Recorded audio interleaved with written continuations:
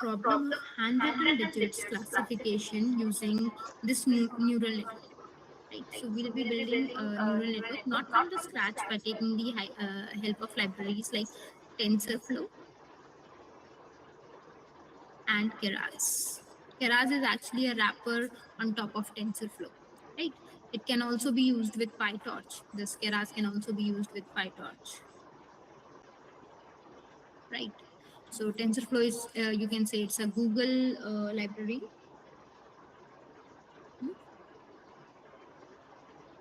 And PyTorch maybe from Facebook, right? So I'll just give you a brief idea about the previous problem only, and then we will after that we will talk about that handwritten digit classification problem I'm talking about. So this problem statement we have seen, and see, we were giving some input and getting some output, and based on the value we are getting, we are saying that the person is going to buy insurance or not. So we have talked about a single neuron. Single neuron can have single output, or it can have multiple output, like this particular scenario where we were passing age, income, and education. Let's say I have a proper neural network. So let's say I have some more inputs: age, education, income, and saving. So age and education is actually determining, let's say, awareness. Now in real ऐसे neuron पे ना कुछ marking नहीं होती कि ये awareness के लिए है या अफोर्डेबिलिटी के लिए है, ये सिर्फ आपको बताने के लिए I have written this over here, ठीक है। तो लेट्स से एज और एजुकेशन जो है वो डिटरमाइन कर रहा है अवेयरनेस, तो ये दोनों इनपुट जा रहे हैं अवेयरनेस में, और इनकम और सेविंग का इनपुट जा रहा है अफोर्डेबिलिटी पे। फिर इससे जो आउटपुट आएगा that will become input to the next neuron, और उससे पता चलेगा कि person is going to buy insurance और नॉट। अब हर एक न्यूरॉन पे आप ये चीज अज्यूम करो, ये चीज देखो कि कोई आपका एक समेशन फंक्शन है और उस पर कोई एक्टिवेशन फंक्शन लग रहा है। सिमिलरली यहाँ पे समेशन फंक्शन, यहाँ पे एक्टिवेशन फंक्शन। अब समेशन फंक्शन क्या है आपका, ये W111 multiply by x1 plus W121 multiply by x2, ये आपका समेशन फंक्शन है। उस पर कोई एक्टिवेशन फंक्शन लगेगा, फिर वो बनेगा इसका आउटपुट, ठीक है। ऐसे यहाँ पर कि इसका समेशन फंक्शन क्या है, W132 into x3 W142 into x4, ये समेशन फंक्शन हो गया। फिर उस पर एक्टिवेशन फंक्शन लग रहा है। ये मैंने आपको ऐसे बता तो दिया, ये बताने के लिए कि एज और एजुकेशन का ज्यादा इम्पैक्ट है अवेयरनेस पे एज कम्पेयर टू इनकम और सेविंग, और इनकम और सेविंग का ज्यादा इम्पैक्ट है अफोर्डेबिलिटी पे as compared to age and education की। अगर बंदा एजुकेटेड है और एज है, मतलब एज उसकी ज्यादा है, तो वो ज्यादा अवेयर होगा, ठीक है। और अगर उसकी इनकम ज्यादा या कम है, उसका अवेयरनेस से कोई लेना देना नहीं है। ये जस्ट फीचर का इंपॉर्टेंस बताने के लिए। बट रियल में जो आपका जो न्यूरल नेटवर्क होगा ना, वो कुछ इस टाइप का होगा कि हर एक न्यूरॉन, हर एक इनपुट वैल्यू हर एक नेक्स्ट लेयर के न्यूरॉन से कनेक्टेड होगी। जैसे यहाँ पर देखो, ये इससे भी कनेक्टेड है, सेकंड वाले से भी कनेक्टेड है, ये फर्स्ट वाले से कनेक्टेड है, सेकंड वाले से भी कनेक्टेड है, यहाँ पर भी, ठीक है। तो अब देखो, अब हर किसी से कनेक्टेड है, पर ये जो वेट की वैल्यू होगी ना, ये कम या ज्यादा होगी। तो कम डिनोट कर रही है, मतलब इसकी मान लो एज की इंपॉर्टेंस अफोर्डेबिलिटी पर कम है, तो इसकी वैल्यू कम होगी, और एज की इंपॉर्टेंस अवेयरनेस पर ज्यादा है, तो इसकी वैल्यू ज्यादा होगी, ठीक है। तो मतलब हर एक न्यूरॉन नेक्स्ट लेयर के हर एक न्यूरॉन से कनेक्टेड होगा, बट वेट की वैल्यू डिटरमाइन करेगी कि वो कितना इंपॉर्टेंट है इस चीज को बताने के लिए और कितना नॉट इंपॉर्टेंट है, मतलब वेट कम या से। सिमिलरली अब ये वैल्यूज नेक्स्ट पे जाएंगी और यहाँ पर भी सेम चीज होगी। This is how any neural network looks और वर्क, राइट। अब आते हैं हम अपने प्रॉब्लम स्टेटमेंट पे। हमारे पास हैंडरिटन डिजिट्स हैं, हैंडरिटन डिजिट क्लासिफिकेशन प्रॉब्लम है। हम क्या करेंगे, लेट्स से हम डिजिट्स ले रहे हैं, हम डेटा सेट ले रहे हैं। अब उस डेटा सेट को हमें डीप लर्निंग मॉडल से क्लासिफाई करवाना है कि ये 0 है, 1 है या क्या नंबर है, राइट। तो अब क्योंकि हमारे पास इमेजेस हैं, अभी तक हम किस पर काम करते आ रहे थे, CSV शीट्स पर, एक्सेल शीट्स पर। अब हमारे पास इमेज डेटा सेट है, राइट। तो ये कैसे वर्क करेगा और इसे हम कैसे पास ऑन करेंगे, right. This is our question. So हम क्या करेंगे, अब देखो इनपुट हमारा कैसे जाएगा, x1 से लेकर के xn तक, और ये x1 और xn क्या है, ये एक एक इमेज नहीं है कि ये इमेज 1 है, ये इमेज 2 है, not, it is not like this. If I just take one single image, let's say ये 4 है, तो ये 4 में ना 4 इमेज क्या बना है, ये ग्रिड ऑफ पिक्सल्स है बेसिकली। मतलब मैं अगर किसी इमेज को फॉर्म करना चाहूँ, let's say this is my image, तो इस इमेज को मैं पिक्सल्स में डिनोट कर सकती हूँ।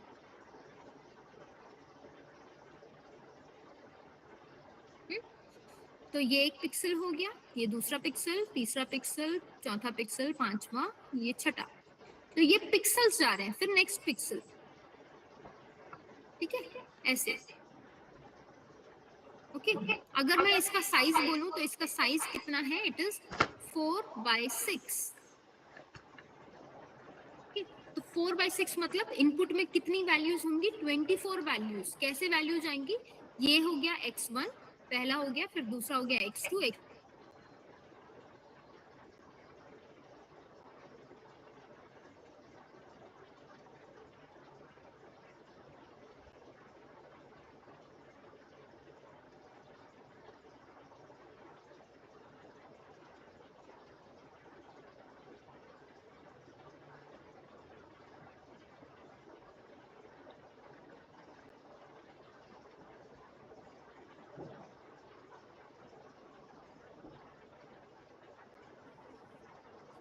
आई होप मैं जो भी बोल रही हूँ स्क्रीन विजिबल है और आपको मेरी वॉइस भी क्लियरली ऑडिबल है। Yes, ma'am. Okay good. So what I was saying is कि ये जो पिक्सल वैल्यूज हैं ये हम एज एन इनपुट पास कर रहे हैं, राइट। सो वो इनपुट पास करने के लिए लेट्स से ये मेरा इनपुट लेयर है, it's not working, I just change it.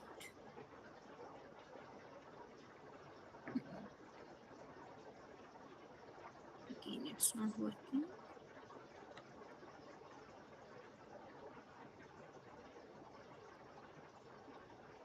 Okay, now still not working. So,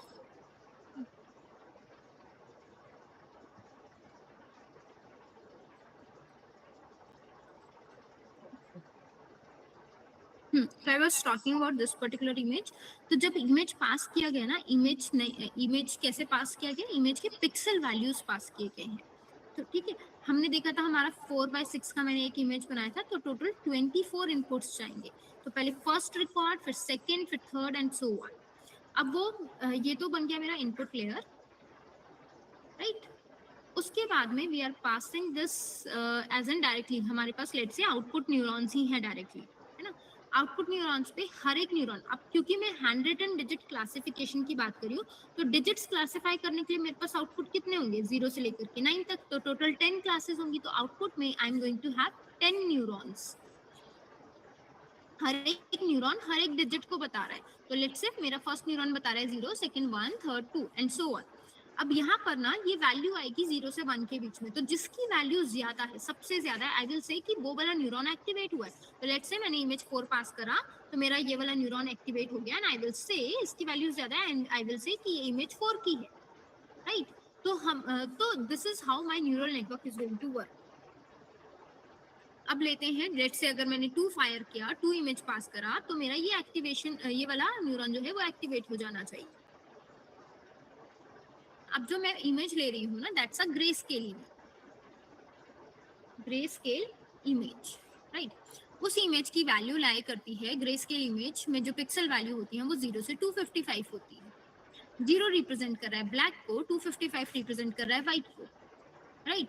तो कुछ लाइट ग्रे, लाइट व्हाइट ऐसे भी हो सकती हैं, तो उनकी पिक्सल वैल्यू ऐसे डिटोरिएट करेगी। तो 0, 1, 2, 3 या 253 ऐसे करके कुछ डेसिमल हो सकता है, ऐसे पिक्सल वैल्यूज होंगी, राइट। इसको अगर मैं रिप्रेजेंट करूं तो देखो ऐसे नंबर्स में पिक्सल वैल्यूज में रिप्रेजेंट कर सकती हूँ। तो जहां जहां पर व्हाइट आ रहा है ना, वहां वहां की पिक्सल वैल्यू थोड़ी हाई है, क्योंकि 255 व्हाइट, तो इट इज नेगेटिव है। जहां जहां पर ब्लैक रीजन है वो complete 0, right. Now this pixel value, let's say मेरा इमेज जो है वो 7/7 का है, तो 7/7 का ग्रिड में पास करूंगी एज एन इनपुट, और फिर वो आउटपुट में जाकर के बताएगा कौन सा न्यूरॉन एक्टिवेट हुआ, right. Just give me 1 minute.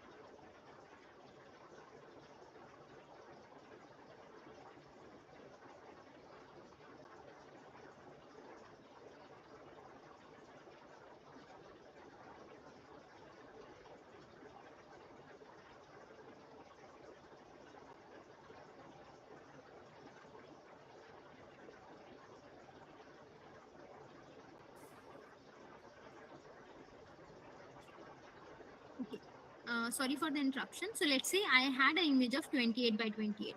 So that I'm giving as an you can say matrix or as an input. ठीक है, 28 by 28 हो गया, तो 784 तक हमारी पिक्सल वैल्यूज होंगी. Again my this pad is not working.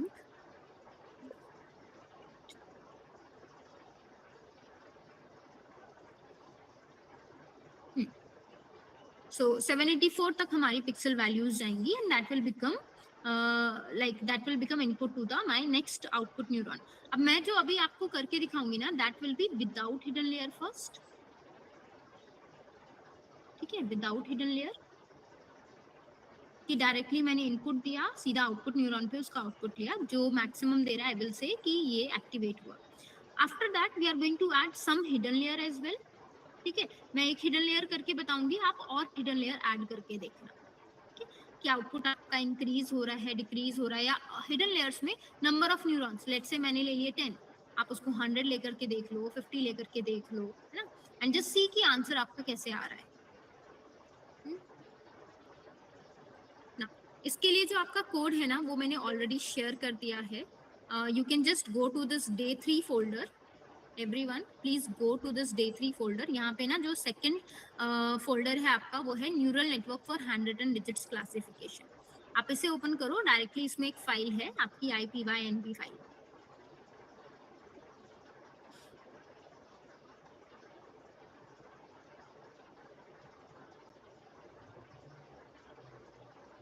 Just give me a thumbs up अगर आपको फाइल मिल गया, आपने ओपन कर लिया है.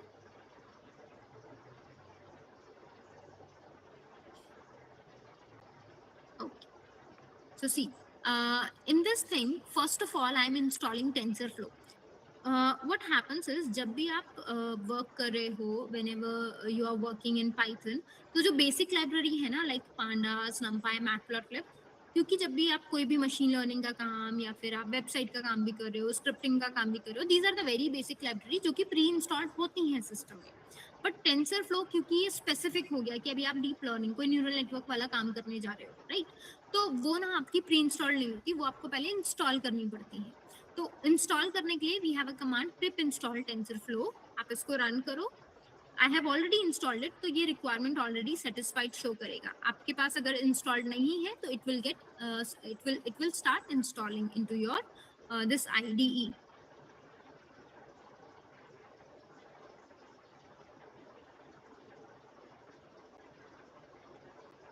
So see, it says requirement already satisfied. Still working. So my library is already installed. Next I'll go to, I will import this library.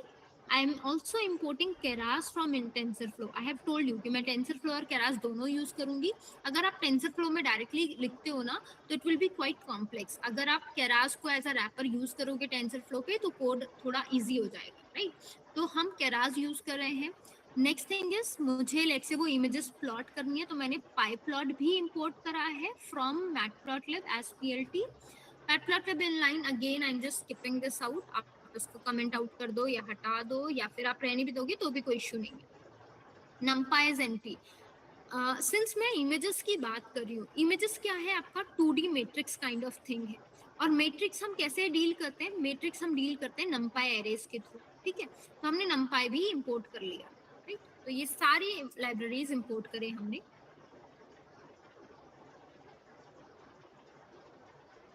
Okay, next thing is, अब हमें data set चाहिए, right. Data set अभी तक हम क्या कर रहे थे, CSV वगैरह लोड कर रहे थे. इसमें भी हम इमेजेस ना पहले डाउनलोड कर सकते हैं और यहाँ पर रीड कर सकते हैं इमेजेस. सिंपल मेथड मैं क्या कर रही हूँ कि जैसे Keras हो गया या sklearn हो गया, इसमें ना डेटा सेट लर्निंग के लिए, मॉडल ट्रेनिंग के लिए प्रोवाइडेड होते हैं कुछ डेटा सेट.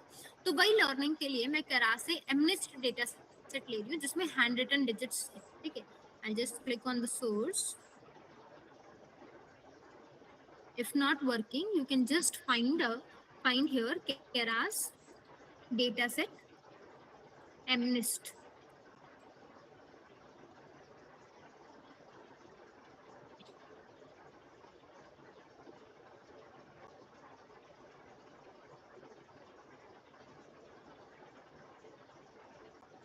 देखो, यहाँ पर ना ये शो कर रहा है कि हमारा ना डेटा सेट ऑलरेडी डिवाइड करा हुआ है उसने ट्रेनिंग और टेस्टिंग में। टोटल मेरे पास 60,000 इमेजेस हैं फॉर ट्रेनिंग, और हर एक इमेज 28 बाय 28 साइज की है, जस्ट ऑब्जर्व, ठीक है। और जो पिक्सल वैल्यूज हैं वो 0 से 255 की है। ऐसे ही ये एक्स ट्रेन और वाई ट्रेन के बारे में बता रहा है। वाई ट्रेन के नंबर्स हैं 0 to 9 और 60,000 होंगे ऑब्वियसली, है ना, क्योंकि 60,000 इमेजेस है मेरे पास ट्रेनिंग डेटा सेट के लिए, तो हर एक इमेज क्या नंबर रिप्रेजेंट करी है वो लिखा है 0 से 9। ऐसे अगर मैं एक्स टेस्ट की बात करूं तो एक्स टेस्ट के लिए उसने 10,000 इमेजेस अलग से रखी है। हर एक image again it is of size 28 by 28। और वाई टेस्ट में क्या है, 0 से 9 नंबर और 10,000 नंबर्स होंगे टोटल, है ना। तो वो कौन सा इमेज है, वो 10,000 इमेजेस वो रखा हुआ है। वही डेटा सेट हमने यहाँ पर लोड करा है।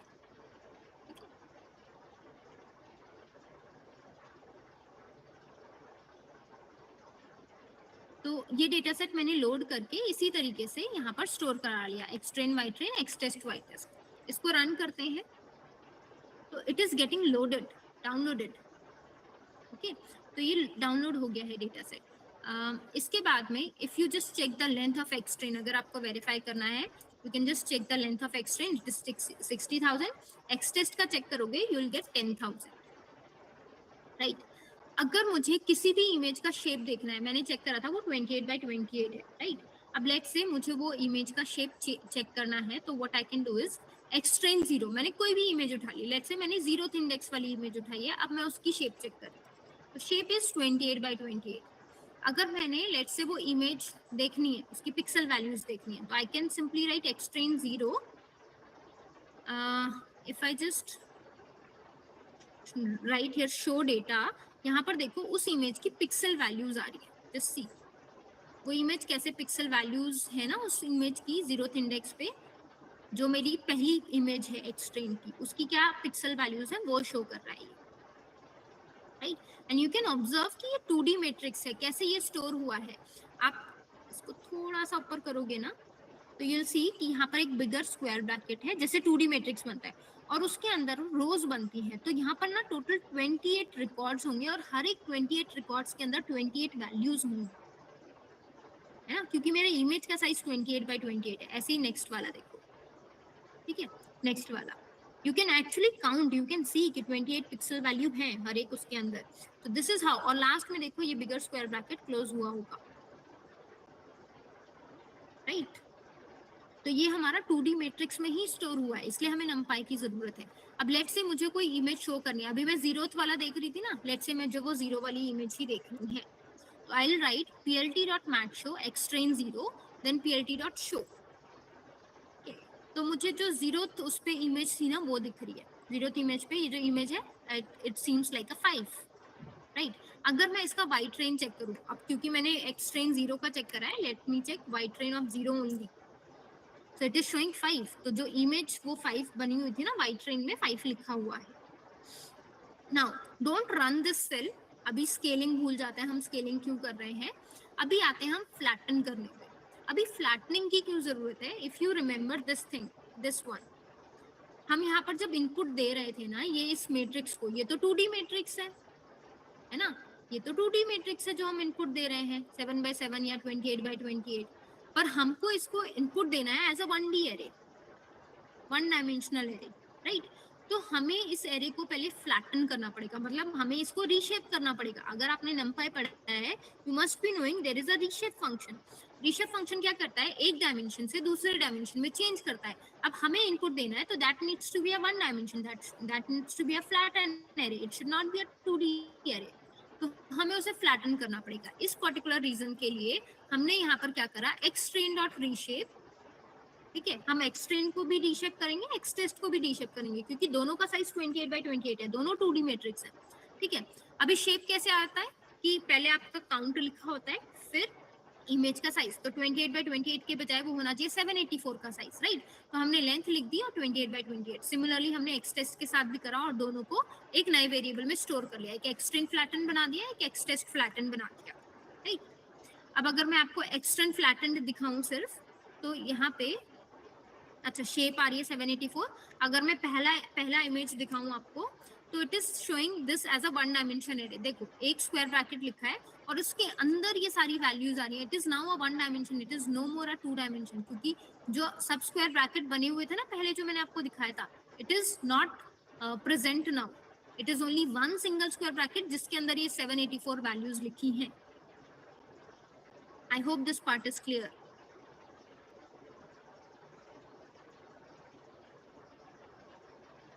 yes okay, next is, अब आते हैं जो भी लोग फर्स्ट टाइम न्यूरल नेटवर्क बना रहे हैं, कॉन्ग्रेचुलेशंस, आज आप उसे बनाओगे। एंड जो लोग पहले बना चुके हैं थोड़ा सा फोकस करते हैं यहाँ पे, ठीक है, एक और बार रिवाइज कर लेते हैं। Now what we are doing is keras.sequential, जो keras हमने इंपोर्ट करा था ना उसमें से हम सीक्वेंशियल एक फंक्शन, एक मेथड कॉल कर रहे हैं। वो क्या करेगा, हमारा ना सीक्वेंस ऑफ लेयर्स बनाएगा। मतलब वो सीक्वेंस ऑफ लेयर्स, क्योंकि आगे आप जाके मॉडल पढ़ोगे ना आरएनएन वगैरह, उन सब में आपको देखोगे कि ना आपके जो एरोज हैं वो बैकवर्ड भी आ रहे होते हैं। तो हमें क्या चाहिए, अभी एक सीक्वेंशियल मॉडल चाहिए, तो हमने सीक्वेंशियल कॉल करा।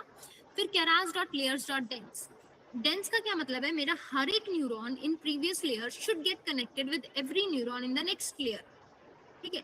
तो उस कनेक्शन को वो डेंस बनाने के लिए, देखो स्पार्स मतलब क्या होता है, किसी किसी से कनेक्टेड होना, डेंस मतलब होता है प्रीवियस लेयर नेक्स्ट लेयर के हर एक न्यूरॉन से कनेक्टेड हो। तो keras.layers.dense। अब मुझे आउटपुट में क्या चाहिए, मुझे आउटपुट में ना 10 न्यूरॉन्स चाहिए। मुझे आउटपुट में 10 न्यूरॉन्स चाहिए, ठीक है। तो मैंने आउटपुट का शेप लिख दिया कि आउटपुट में 10 न्यूरॉन्स होने चाहिए। इनपुट में कितने न्यूरॉन्स जाएंगे, इनपुट में जाएंगे 784 न्यूरॉन्स।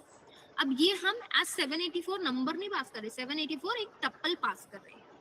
टप्पल आपने पढ़ा होगा कि जब भी टप्पल में हमारे पास सिंगल नंबर होता है और अगर वो मैंने ब्रैकेट में लगा के छोड़ दिया तो वो सिर्फ एक सिंगल वैल्यू मानी जाएगी, ना कि वो एक टप्पल माना जाएगा। जैसे सिंगल वैल्यू स्टोर होती है ना, वो अगर मुझे टप्पल उसको बनाना है तो लास्ट में एक कॉमा लगाना पड़ेगा। तो 784 करके कॉमा लगाया है, तो मतलब हम एक टप्पल पास कर रहे हैं।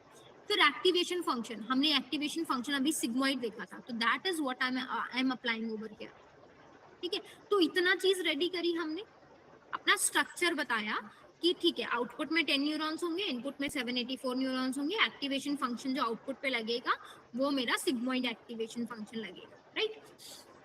अब बात करते हैं कंपाइलेशन की, उसी मॉडल को, जो मॉडल हमने स्ट्रक्चर रेडी करा है उस मॉडल को। Yes ma'am. Ma'am, what other function we can use here in place of sigmoid?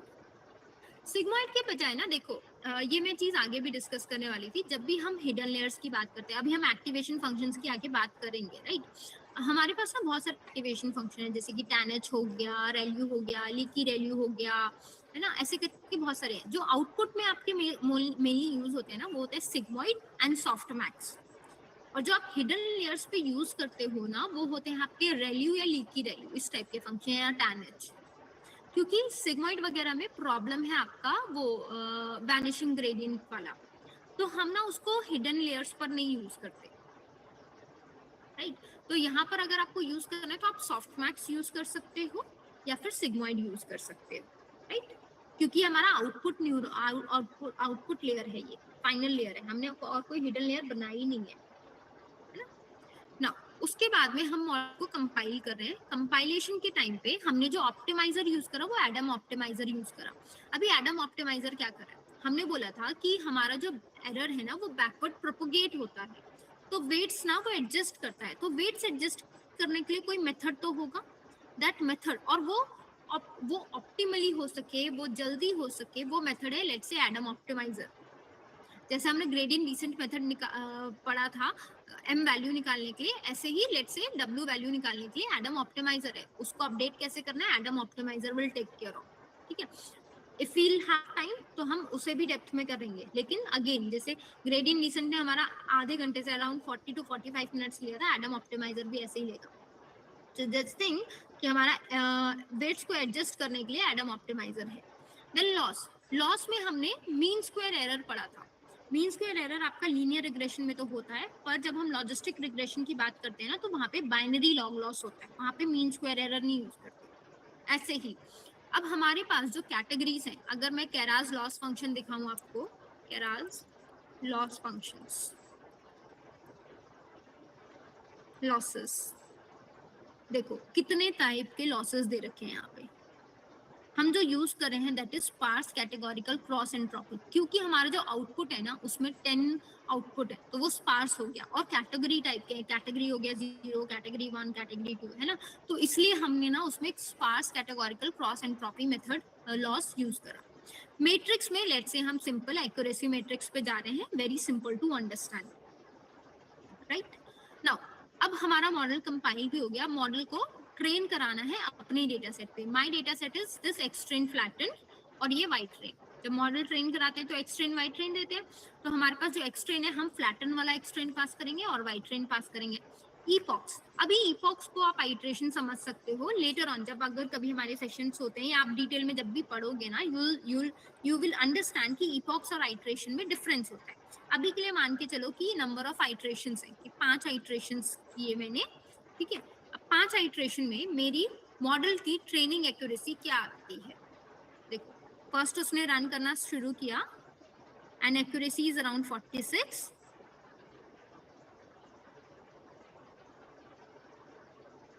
फिर मेरी एक्यूरेसी डिक्रीज हुई है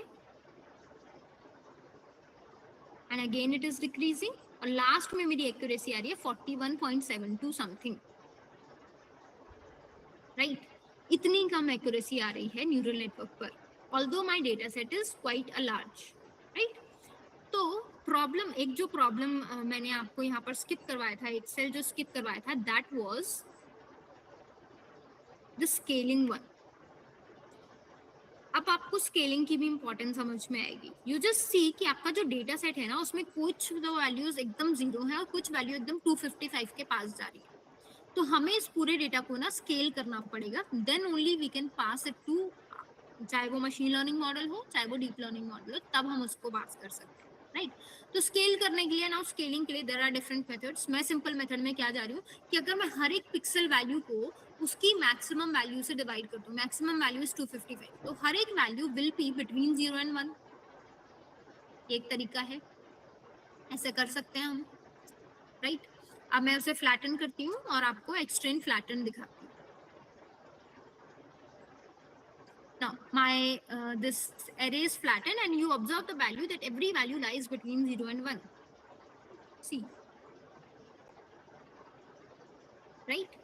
अब इस मॉडल को दोबारा ट्रेन करते हैं। See, my last accuracy is 41.72. अब मैंने इस मॉडल को अगर दोबारा एग्जीक्यूट किया, ट्रेन किया, in the first go itself I'm getting 87.78.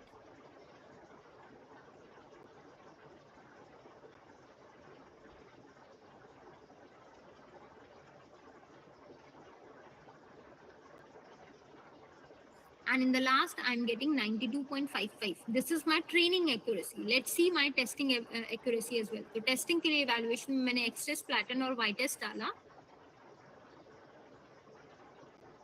और टेस्टिंग के टाइम पर भी मुझे ऑलमोस्ट 92.38 एक्यूरेसी मिल रही है, सो इट्स गुड, राइट। अब लेट्स से मुझे कंफ्यूजन मैट्रिक्स भी प्लॉट करना है या मुझे प्रेडिक्शंस देखने हैं कि कैसे क्या आ रहा है, मुझे इंडिविजुअली लेट्स से चेक करना है, ठीक है। तो मैंने प्रिडिक्ट मेथड लगाया एक्स टेस्ट फ्लैटन पे, तो ये जो भी वैल्यूज प्रिडिक्ट करेगा वो मैंने लेट्स से वाई प्रेडिक्टेड में स्टोर कर लिया, ठीक है। अब मैं अगर वाई प्रेडिक्टेड 0 को यहाँ पे प्रिंट भी करा रही हूँ, तो वाई प्रेडिक्टेड 0 में यहाँ पर मेरे पास एक वैल्यू आनी चाहिए थी, but I am getting 10 values. What it is actually resembling, देखो आउटपुट में ना मेरे पास 10 न्यूरॉन्स है, ठीक है। तो वाई प्रेडिक्टेड जब मैं करूंगी तो हर एक न्यूरॉन पे क्या क्या वैल्यू आई है वो आएगी, और आपको क्या करना है उसमें जो मैक्सिमम है वो पिक करना है, राइट। अभी मैक्सिमम फाइंड आउट करने के लिए क्या कर सकती हूँ, अगर मैं वाई प्रेडिक्टेड पे मैक्स फंक्शन को लगा दूं, आर्गमैक्स, नंपाई में ये आर्गमैक्स फंक्शन होता है, ठीक है। तो लेट्स से मैंने np.argmax लगाया वाई प्रेडिक्टेड 0 पर, तो इसने मैक्सिमम फाइंड आउट करा कि 7 है मैक्सिमम। अगर मैं वाई टेस्ट 0 चेक करती हूँ, which is my actual value, this is also 7, तो मॉडल ने 7 प्रिडिक्ट करा और एक्चुअल में भी 7 था। अगर इस इमेज को हम एक्स टेस्ट को प्लॉट कराएं तो दैट वाज आल्सो 7, तो मॉडल सही प्रिडिक्ट करके दे रहा है। अब ये तो हमने एक के लिए करा, लेट्स से ये मुझे सारे सारे y प्रेडिक्टेड के लिए करना है, राइट? तो मैंने np.argmax पूरे y प्रेडिक्टेड पर ही लगा दिया और y प्रेडिक्टेड लेबल्स के अंदर स्टोर करा दिया। अब मैंने y प्रेडिक्टेड लेबल्स में से बस स्टार्टिंग के 5 लेफ्ट से प्रिंट करें। तो स्टार्टिंग के 5 आ रहे हैं, that first value is 7, second is 2, third is 1, fourth is 0 and fifth is 4, right? आप इसको वेरीफाई कर सकते हो। आप ना y टेस्ट की वैल्यूज प्रिंट करा कर देख लो। जैसे y प्रेडिक्टेड लेवल में हमने 7 चेक करा, अभी सेकंड जो है वो 2 है। टू वेरीफाई दिस आप यहाँ पर ना y टेस्ट का इंडेक्स नंबर 1 प्रिंट करा लो, इट इज 2 ओनली, राइट? तो ये तो वो सही प्रेडिक्ट कर रहा है। अब एक एक वैल्यू चेक करना है। हमारे पास तो टोटल 10,000 y प्रेडिक्टेड हैं और हर एक में 10 वैल्यूज हैं। तो what if I can create a confusion matrix out of it? Everyone knows confusion matrix? Yes? Confusion matrix है सबने? Yes. Okay. तो वापस आते हैं प्रोग्राम में।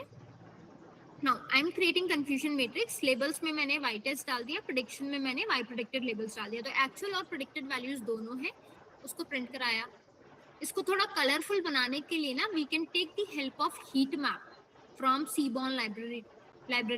तो मैंने Seaborn library इंपोर्ट करा, फिगर साइज दिया, हीट मैप में मैंने कंफ्यूजन मैट्रिक्स जो क्रिएट करा था वो पास किया है, this CM I am passing this. This FMT I am not sure about, एक बार मुझे देखना पड़ेगा। Annotation I wanted x label y label and plt.show, right? तो यहाँ पर मेरा एक कंफ्यूजन मैट्रिक्स बन गया। अब ये कंफ्यूजन मैट्रिक्स क्या है? This confusion matrix is telling me कि डायगोनल में जो वैल्यूज है वो करेक्ट है। व्हाई? क्योंकि देखो ये ट्रुथ है और ये प्रेडिक्टेड वन है। तो इट इज शोइंग कि एक्चुअल में 0 था, मॉडल ने भी इसको 0 प्रिंट करा 954 times. This is showing actual में 1 था, मॉडल ने भी इतने टाइम्स इसको 1 प्रेडिक्ट करा है। ये काउंट, ठीक है? तो ये काउंट हमारा ज्यादा से ज्यादा होना चाहिए और ये जो ब्लैक रीजन में काउंट है ना, ये कम से कम होना चाहिए। इसमें से आपको पता चल सकता है where in actually your model is going wrong. जैसे यहाँ पर देखो, एक्चुअल इमेज 2 की थी, मॉडल ने उसको क्या आइडेंटिफाई करा है? 8। कितनी बार? 38 टाइम्स। यानी 2 और 8 में वो कंफ्यूज हो रहा है। यहाँ पर देखो 4 और 4 को वो क्या एज्यूम कर रहा है? 9। तो 4 और 9 उसको सेम लग रहा है। देखो ना, 4 कई कुछ लोग ऐसे बनाते हैं और 9 ऐसा रहता है, तो मॉडल को ये सेम लग रहा है हैंडरिटन डिजिट में, राइट? तो इस मॉडल को इम्प्रूव करने की जरूरत है। इतनी चीज समझ में आई? Yes. ओके, नेक्स्ट लेते हैं हम, उसमें हिडन लेयर ऐड ऑन करते हैं, लेट्स से, ठीक है? तो सेम मॉडल है keras.sequential। अब देखो, क्योंकि मुझे हिडन लेयर्स ऐड करनी थी ना, तो मैंने लिखा keras.layers.dense। लेट्स से मैं उसमें एक हिडन लेयर लगा रही हूँ जिसमें 100 न्यूरॉन्स है। तो ये जो 784 इनपुट है ना, it will go to this 100 neurons. इसमें एक्टिवेशन फंक्शन मैंने रेल्यू लगा लिया। अभी एक्टिवेशन फंक्शन हम स्टडी करेंगे, ठीक है? इसमें हमने रेल्यू एक्टिवेशन फंक्शन लगाया। उसके बाद keras.layers.dense, ठीक है? अब ये जो 100 वाला जो आउटपुट है ना, ये it will become input to the next neurons, जो कि मेरा आउटपुट था 10 न्यूरॉन्स का। अब क्योंकि 100 मेरा इनपुट है ना, तो मुझे यहाँ पर मेंशन 100 जो इनपुट है ना, ये आउटपुट बनेगा इसके लिए। ये जो आउटपुट है ना, ये इनपुट बनेगा इसके लिए, राइट? तो मुझे यहाँ पर इनपुट शेप लिखने की जरूरत नहीं है। इट इज अंडरस्टूड कि जो वहां पे आउटपुट था वो यहाँ के लिए इनपुट बन जाएगा। तो 10 न्यूरॉन्स आउटपुट है, यहाँ पर मुझे इनपुट शेप अलग से 100 लिखने की जरूरत नहीं है। Then activation equal to sigmoid, तो आउटपुट लेयर पे मैंने सिग्मॉइड एक्टिवेशन फंक्शन यूज कर लिया, ठीक है? फिर मॉडल डॉट कंपाइल, बाकी सारी चीजें सेम है, नंबर ऑफ इपॉक सेम है। लेट्स सी हमारी एक्यूरेसी इंप्रूव होती है या नहीं।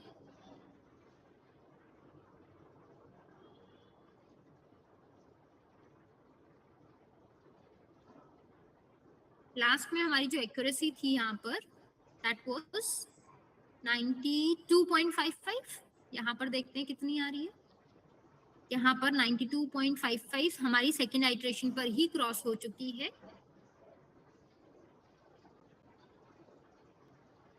और लास्ट इपॉक में हमारे पास जो एक्यूरेसी आ रही है दैट इज 98.43। तो हिडन लेयर ऐड ऑन करा तो हमारी एक्यूरेसी इंक्रीज हो गई। टेस्टिंग पर भी चेक कर लेते हैं एक्यूरेसी कितनी आ रही है। It is 97.29, so it's again good.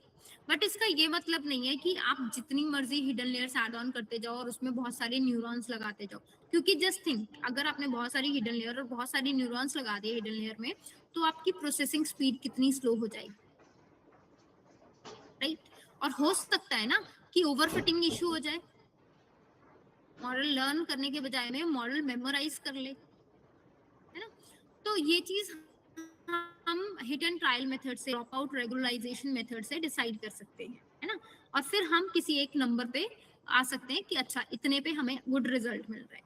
अब ये चीज सेम यहाँ पर आपको कंफ्यूजन मैट्रिक्स से शो करी गई है कि यहाँ पर देखो जो नंबर ऑफ काउंट है in black region that is decreased, है ना, as compare to the previous one, क्योंकि वहां पे 92 एक्यूरेसी थी, यहाँ पे 98 एक्यूरेसी है।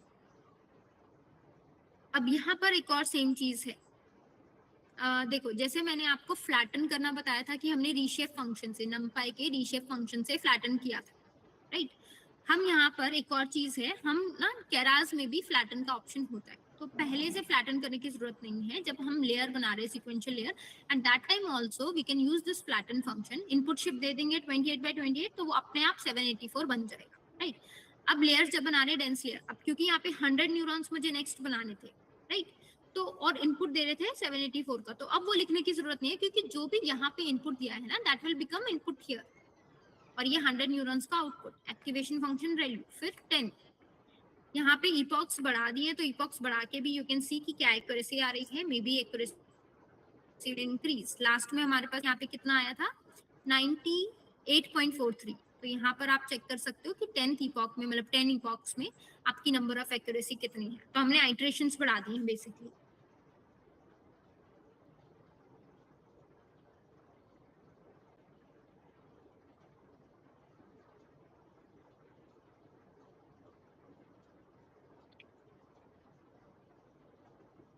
$98 आपका इपॉक नंबर 5 पे ही क्रॉस हो गया है।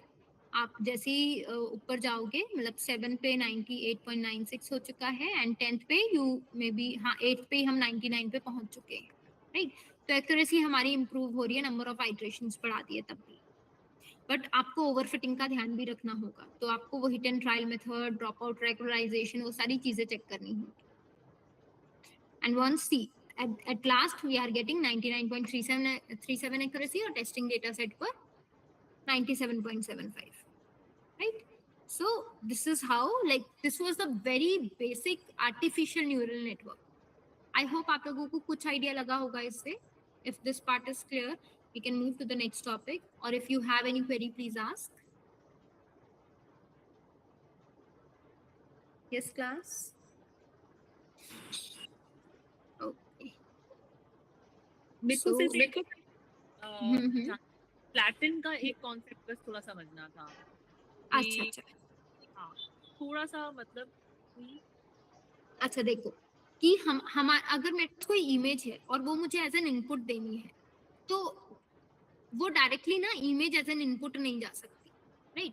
उस इमेज को मुझे फ्लैटन करना पड़ेगा। अब इमेज मेरी 2 डायमेंशन की है, वो 2 डायमेंशन जैसे 2D मैट्रिक्स होता है ना, वैसा है। तो उसकी ना एक एक पिक्सल वैल्यू जाती है एज एन इनपुट। तो वो पिक्सल वैल्यू जाने के लिए ना मुझे इस 2D डायमेंशन को 1 डायमेंशन में कन्वर्ट करना पड़ेगा। Okay okay okay.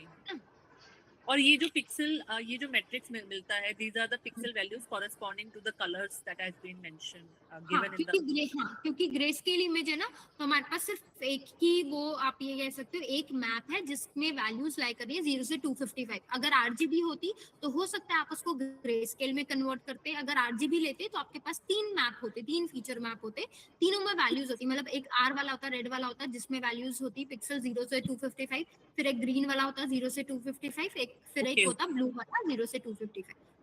ओके ठीक है, ठीक है। तो ये जो है single one dimensional input array बनाने के लिए we have flattened this, like we arrange this basically. हाँ, तो इसमें अरेंज भी कैसे हो रहा है, पहले पूरा का पूरा ये रो जा रहा है, ये पूरा रो एक यहाँ पे आया, इसके बाद में नेक्स्ट ये वाला होगा, फिर नेक्स्ट ये वाला, ऐसे रो वाइज वो पिक्सल वैल्यूज अरेंज होकर गई है। तो इन टोटल वी हैव 784 784, हाँ, क्योंकि इमेज का साइज 28/28 है, इसलिए 784 पिक्सल्स। एंड ऑल टुगेदर जैसे हम आपने बताया sparse is the sparse is the method which takes all our inputs to the another like हाँ, then क्योंकि then then हाँ वो हमारा लॉसेस के लिए था, स्पार्स कैटेगोरिकल एंट्रोपी, जैसे हम मीन स्क्वायर एरर वगैरह पढ़ते हैं ना, ऐसे ही अब यहाँ पर ना हमारे पास 10 जो है वो आउटपुट्स थे, ठीक है। okay. तो इसलिए हमने वो स्पार्स कैटेगोरिकल, क्योंकि वो कैटेगरीज हैं, एक एक जो आउटपुट है ना एक एक कैटेगरी रिप्रेजेंट करे, तो हमने स्पार्स कैटेगोरिकल क्रॉस एंट्रोपी को यूज करा है। But basically there is no single output, there is some values from 0 to 9 and which is the highest value, that is the image we consider. ठीक है, Yeah.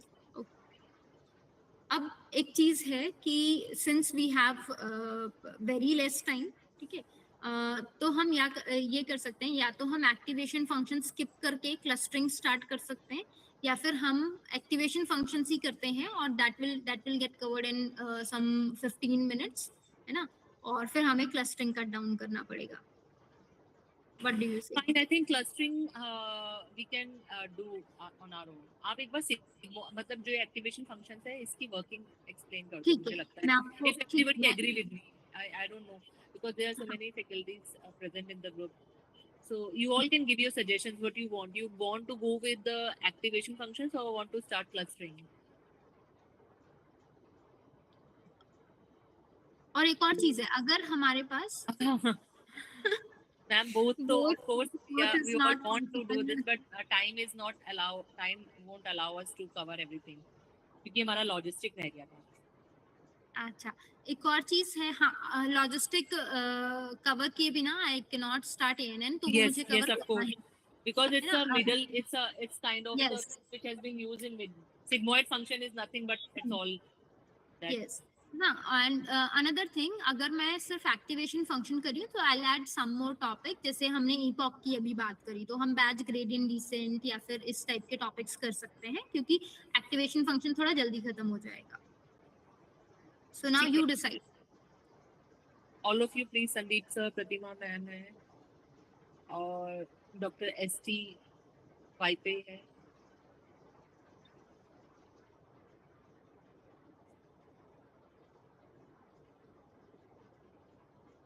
Okay, shall we start with activation then? Yeah. Okay then, activation functions.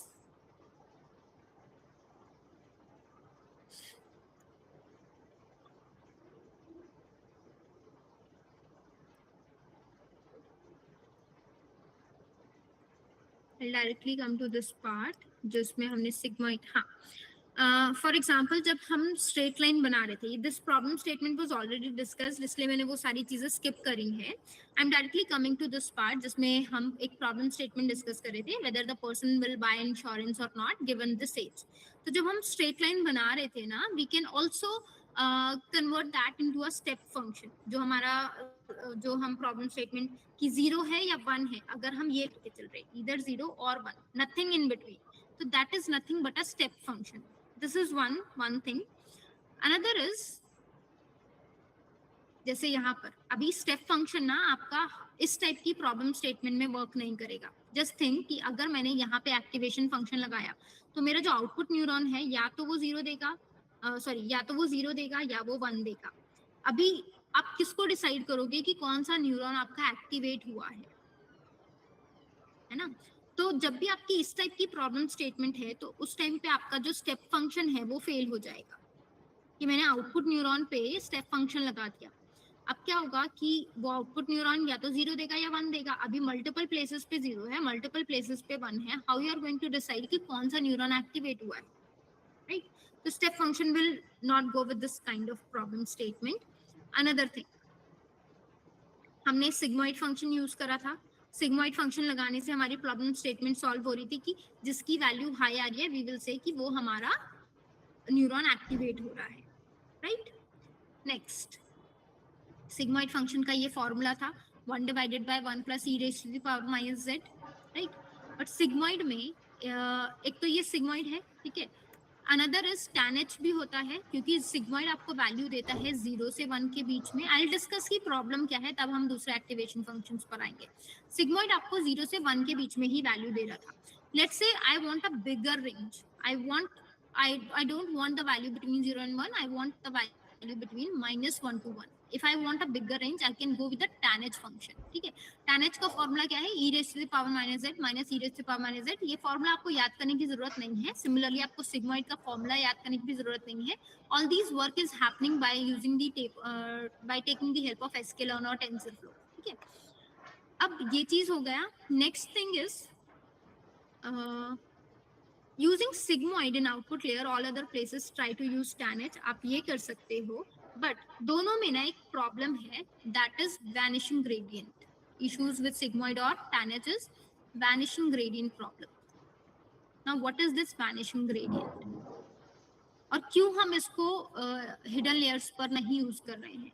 क्यों हम output layer पे sigmoid को use कर रहे हैं but not in the hidden layers? होता क्या है कि जब ये जो आपको आर्क दिख रहा है ना, in this arc you just observe कि एक टाइम के बाद में ना it is quite parallel to your X axis, very straight, right? इस पर if you try to find out slope, that will be almost zero. यहाँ if you try to find out slope, it will be almost zero. और जब आप gradient descent method की बात करते हो या फिर एडम ऑप्टिमाइजर या किसी भी आपकी बात करोगे जिसमें आप वेट्स को एडजस्ट करते हो, if your value will become zero, आप क्या करते हो? बैकवर्ड एरर प्रोपगेशन, मतलब आप बैकवर्ड जाते हो और लेट्स से कहीं पॉइंट, किसी भी पॉइंट पर आपकी वैल्यू जीरो या बहुत नियर टू जीरो हो जाती है. ठीक है, तो कन्वर्जेंस कितना स्लो होगा? आप याद करो जिसमें हमारा एरर बैकवर्ड प्रोपोगेट रहा था वो कोआला वाले में. अगर मेरी वैल्यू जीरो किसी भी पॉइंट पर जीरो होती है, जब मैं वेट्स को अपडेट कर रही हूँ, जीरो होती है या जीरो के नियर हो जाती है ऐसे, और फिर आप उसको किसी नंबर से मल्टीप्लाई करते हो, तो उसका जो कन्वर्जेंस है वो बहुत स्लो होगा या हो सकता है वो जीरो हो जाए, तो वेट आपका अपडेट नहीं हो पाएगा. Are you getting my point और not? Yes, I think yeah. है ना, क्योंकि देखो इसके बाद में ना आपको, अगर आप डीप लर्निंग में और जाओगे तो you have to study chain rule as well, कि वो जो डेरिवेटिव्स हम कैलकुलेट कर रहे थे ना, अब हर एक लेयर पे जो है वेट्स अपडेट होने. जैसे अगर मैं इस न्यूरल नेटवर्क को बनाऊं, लेट्स से यहाँ पे मेरे पास न्यूरॉन्स हैं, फिर इधर न्यूरॉन्स हैं, ठीक है, तो यहाँ से ये लेट्स से ये ऐसे कनेक्टेड है, सॉरी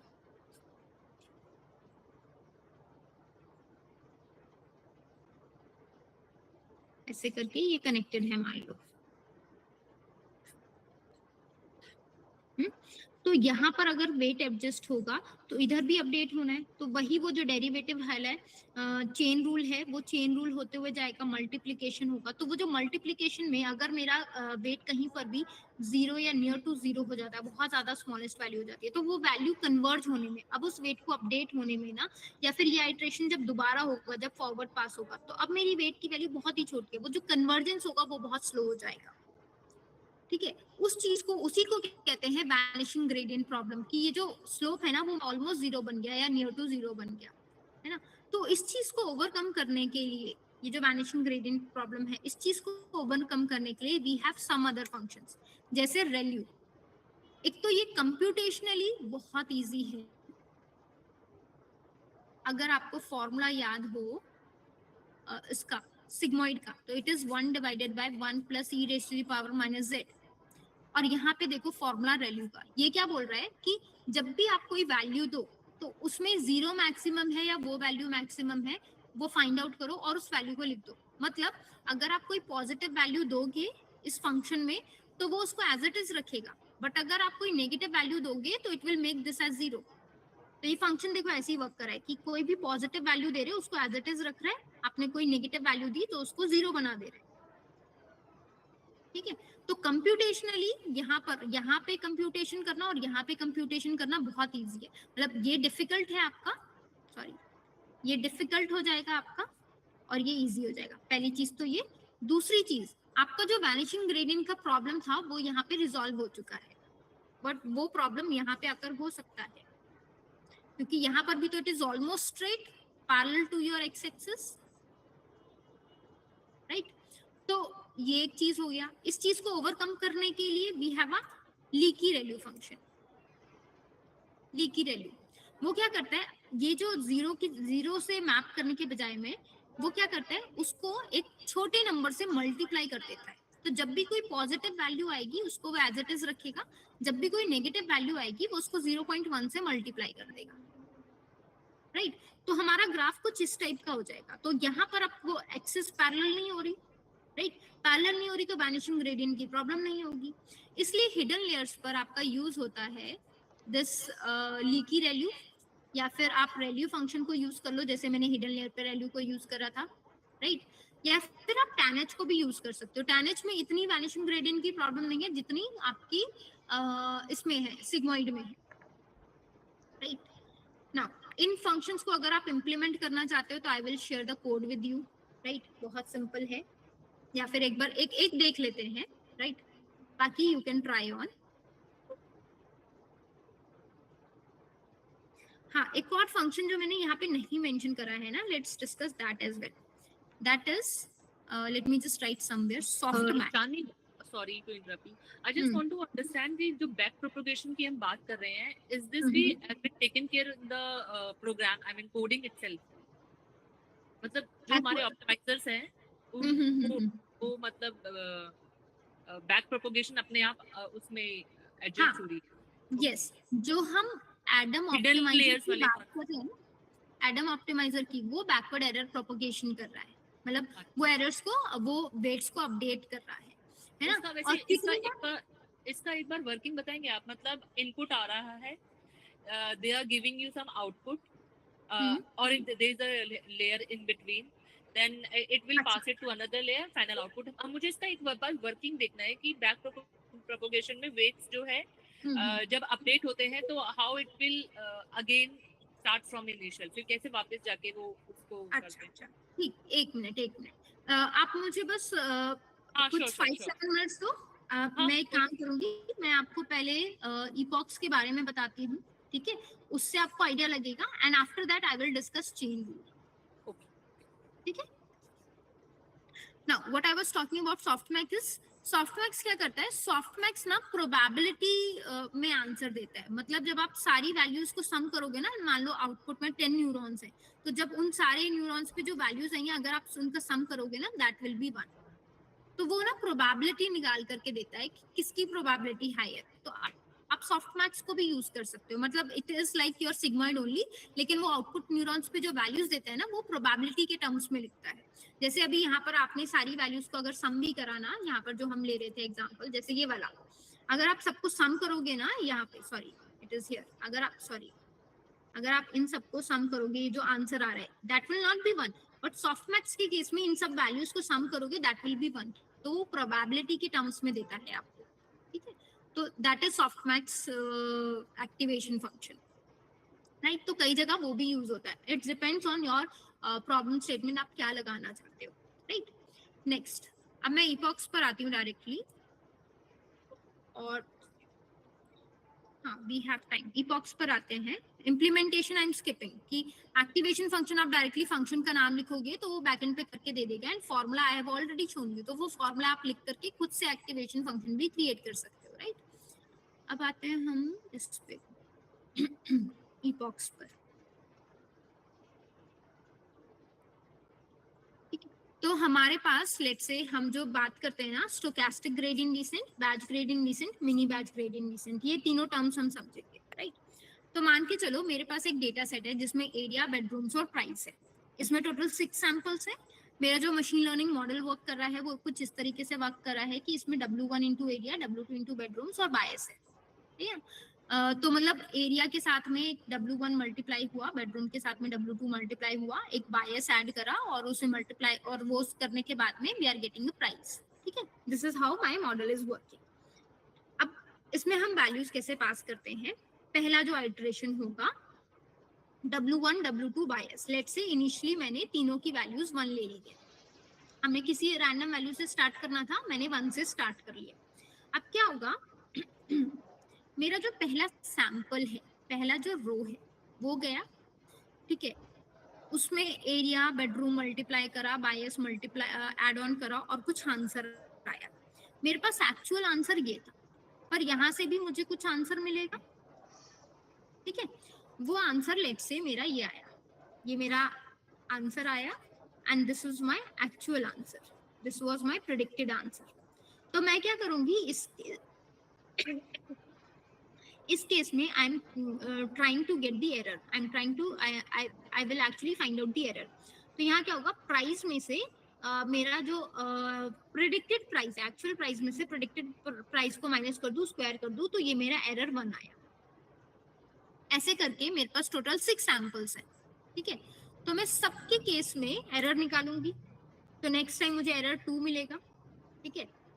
मैंने नेक्स्ट पास करा, एरर 2 आया, ठीक है। अब मैं तीसरा पास करूंगी, एरर 3, एरर 4 टिल एरर 6 मिलेगा। ये जो मेरा एरर 1 से लेके एरर 6 तक मैंने निकाला ना, दैट इज 1 इपॉक। अब भले ये 6 बार रन हुआ है मेरा code, but this has completed just 1 epoch, 1 epoch हुआ है, राइट। अगर मैंने 5 इपॉक बोला तो ये चीज 5 बार होगी। अब देखो, एक इपॉक हो गया ना, अभी क्या होगा, एक इपॉक के बाद में ये एरर अपडेट होगा। एरर कैसे अपडेट होगा, पहले मैंने टोटल एरर निकाला, उसको इससे डिवाइड कर दिया, ठीक है, 6 से डिवाइड कर दिया क्योंकि 6 सैंपल्स थे, तो मीन स्क्वायर एरर मिल गया। अब मुझे क्या करना होगा, अब ये जो आप बात कर रहे थे कैसे अपडेट होगा, अगर मैं चेन रूल की बात करूं तो यहाँ पर देखो अपडेशन की ही बात हो रही है।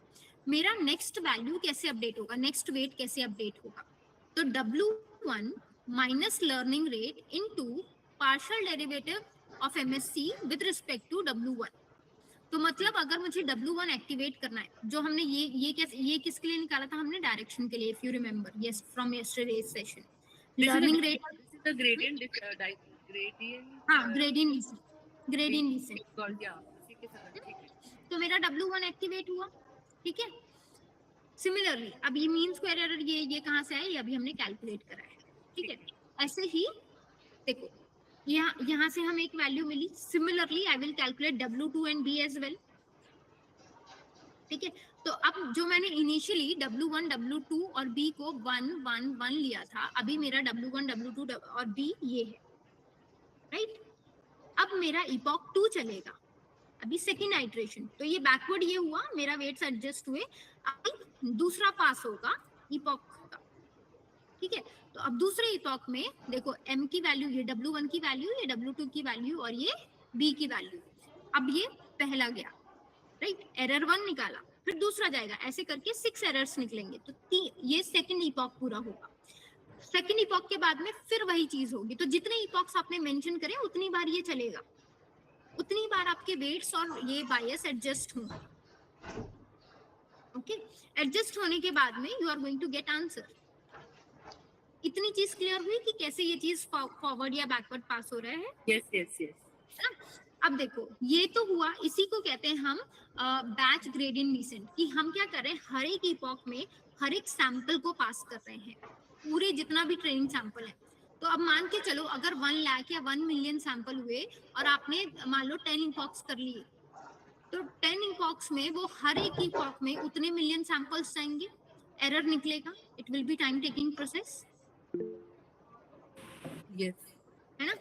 अब इसी को जैसे यहाँ पे 10 मिलियन सैंपल्स लिए और हमारे पास सिर्फ 2 फीचर्स थे, ठीक है, तो 20 मिलियन डेरिवेटिव्स कैलकुलेट करने पड़े। अगर हमारे पास 100 फीचर्स हुए तो फिर हमें जो कैलकुलेशन और डेरिवेटिव है वो ज्यादा हो जाएगा, वेट्स अपडेट्स हमें और उतनी बार करने पड़ेंगे, मतलब उतना ज्यादा हमें टाइम लगेगा, राइट।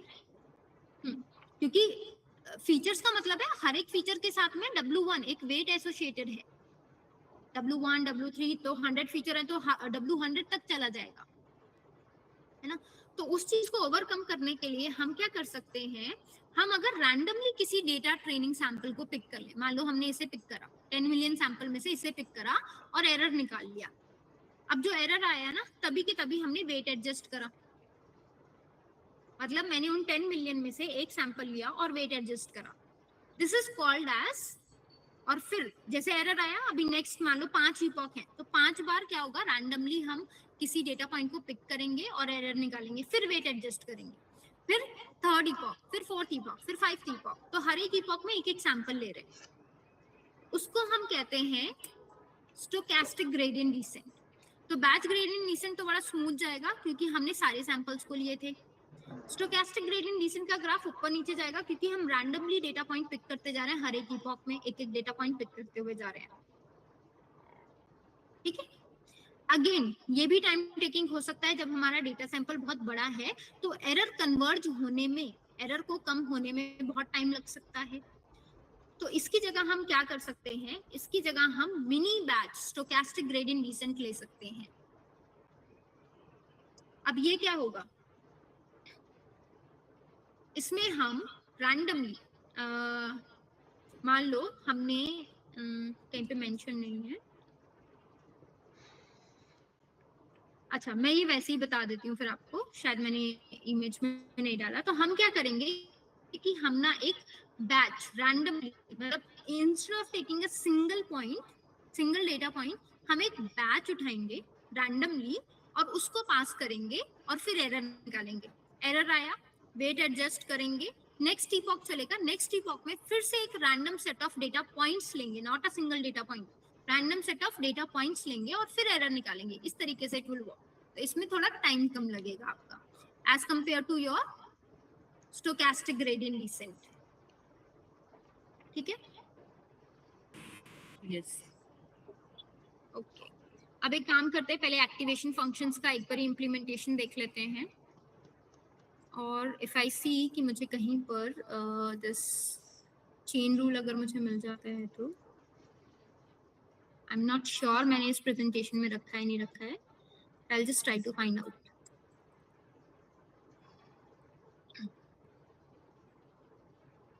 लॉस और कॉस्ट फंक्शन है, मैट्रिक्स मल्टीप्लिकेशन है,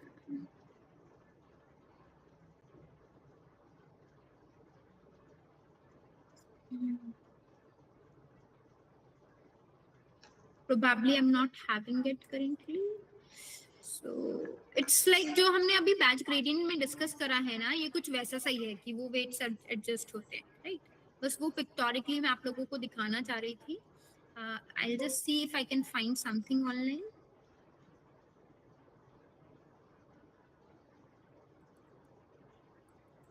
Chain rule weight updation in neural network.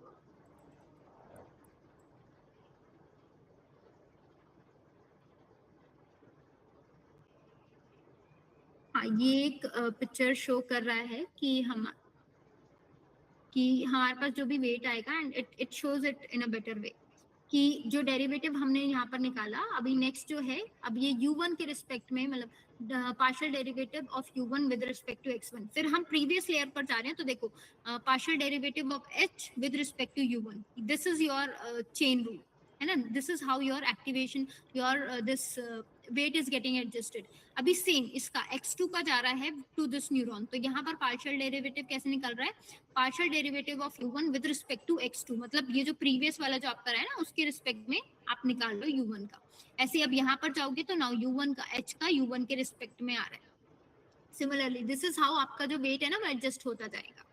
अभी इसी वैल्यू को आप मल्टीप्लाई करें बहुत ही छोटी वैल्यू से, तो आपका जो अपडेशन है ना वो स्लो हो जाता है।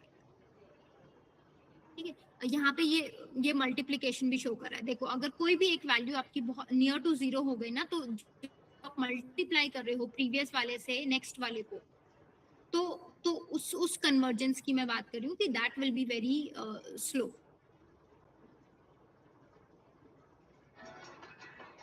कहीं और पर अगर नंबर के साथ में शो करा होता तो that will be much better.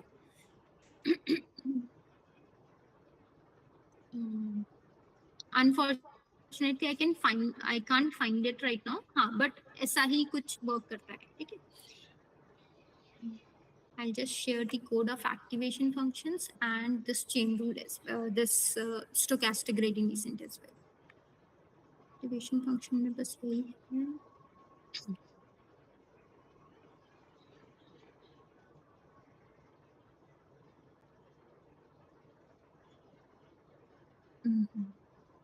नहीं देख रही हूँ।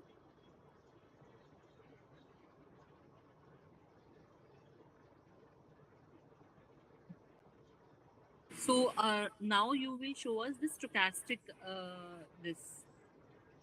No, I am actually showing you the activation functions Okay, first, and if we get the time, है ना, otherwise I'll just share the file with you. आप उसको practice कर सकते हो, है ना, क्योंकि stochastic again इसका code discuss करने में मैं ये बोल रही थी stochastic में जो ये randomly pick है उनको हम we can fix it also, मतलब we can when we are picking up the this thing randomly, so we are fix that points कि हम 10 ही pick करें या हम 15 ही pick करें या हम 20 ही pick. नहीं, आपको ना उसमें परसेंटेज मेंशन करना होता है, रेशियो मेंशन करना होता है, हाँ, not the number of data points. तो अगर आपको मान लो 10 पिक करना है तो उस हिसाब से आप परसेंटेज मार्क कर सकते हो. Okay okay. बाकी अगर नंबर मार्क करने का जैसे आप स्पेसिफिक पूछ रहे हो, दैट आई विल एक्सप्लोर, क्योंकि मैंने आज तक परसेंटेज के बेसिस पर ही दिया है ना. So let's see this one activation function. मैं आपको ना एसजीडी वाला भी दे ही देती हूँ. आई एम नॉट श्योर मैंने कौन सा पाइथन फाइल रखा है इसमें. डेटा सेट क्या क्या रिक्वायर्ड है, ये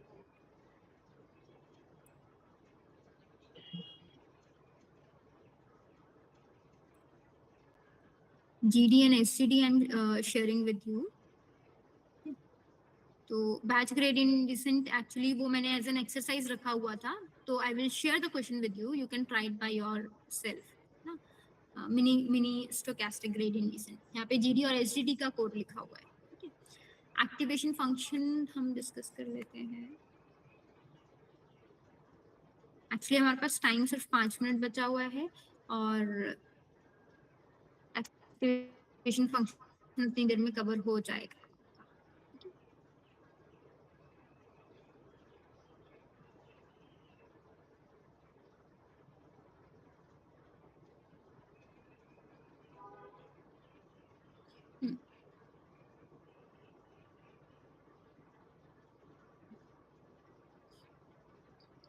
For example, if you are trying to create activation function from scratch, एक हमने देखा भी था, जैसे मुझे sigmoid function बनाना है, तो sigmoid function के लिए आप मैथ लाइब्रेरी इंपोर्ट कर लो, क्योंकि आपने वो एक्सपोनेंट बनाना होगा e raised to the power minus z.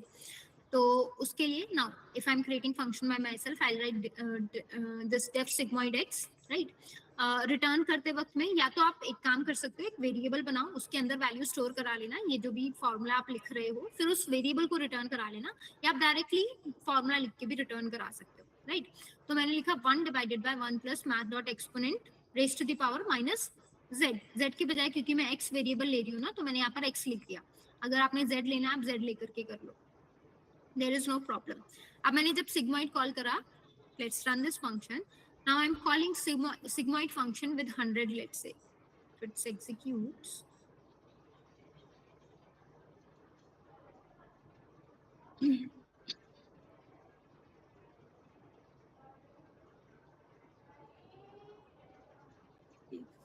now अब मैंने अगर sigmoid function को कॉल करा with 100 के केस में my value will be near to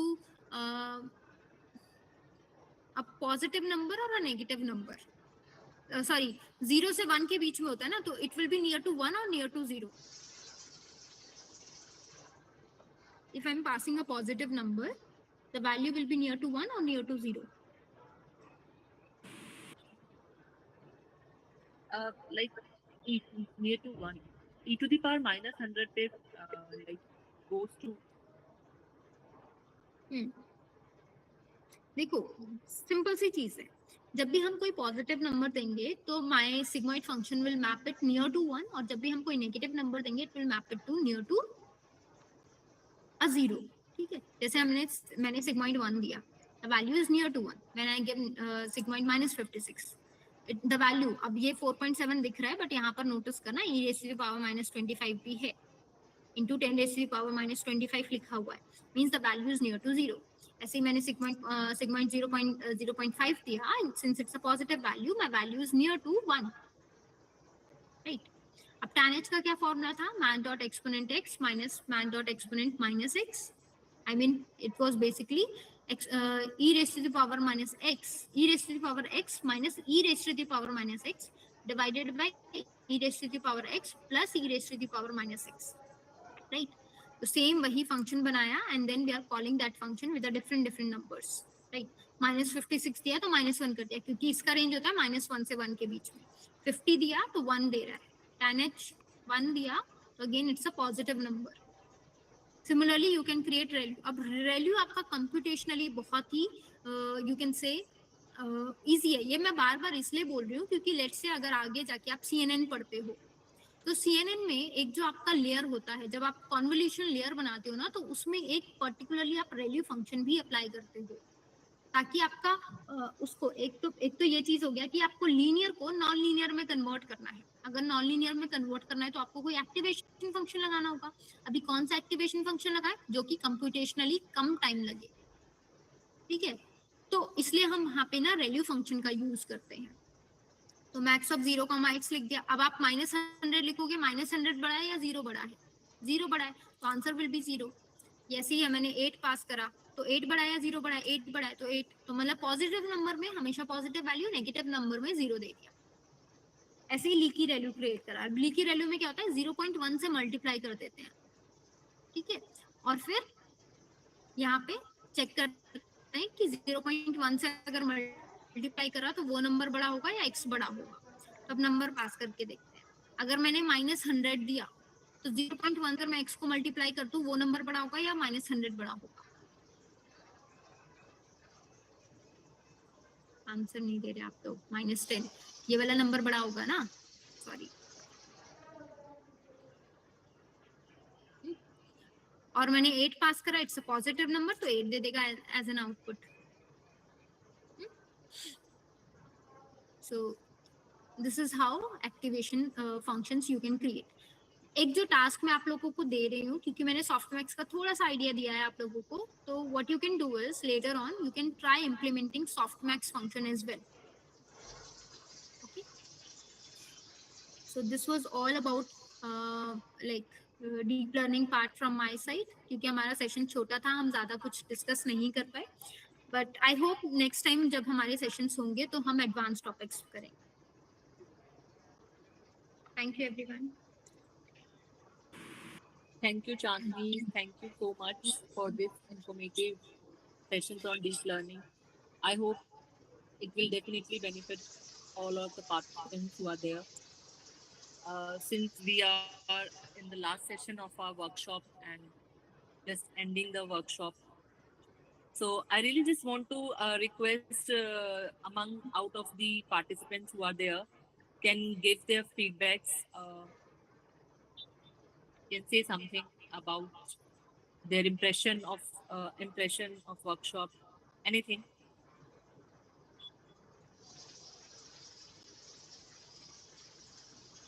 They're writing actually. Yeah. Thank you. Thank you everyone. Thank you. And there is one more information for the participants, because as we mentioned in our brochure, in the flyer also, that e-certificates will be given to the participants who have 100% attendance. And also filling these feedback forms is very important. If you haven't filled, I will mail the feedback form all the 3 days, and please fill it up so that we can give you the e-certificates.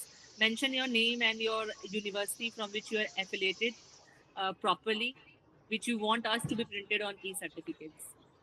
And Chandni, thank you so much.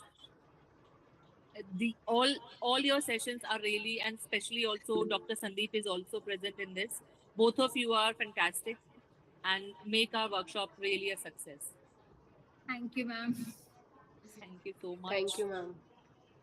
So with this note, I want to end the workshop. Thank you.